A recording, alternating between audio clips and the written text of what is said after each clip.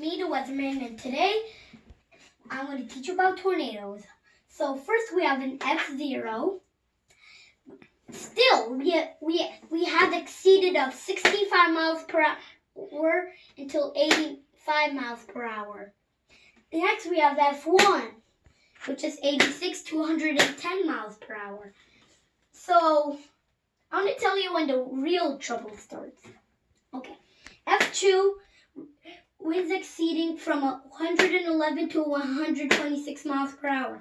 That's crazy, huh? But this is when the real trouble starts. F3, already a disaster, exceeding 127 miles per hour to 173 miles per hour. Isn't that crazy? F4, we're going by this quick. F4, 174 to a whopping 205 miles per hour. F5, already a disaster. 206 to 410 miles per hour. The fastest tornado of its wind speed reaches staggering 410 miles per hour. So I hope you have the worksheets, and I'm going to be doing great stuff, and I like you. I hope you survive in tornadoes. Bye.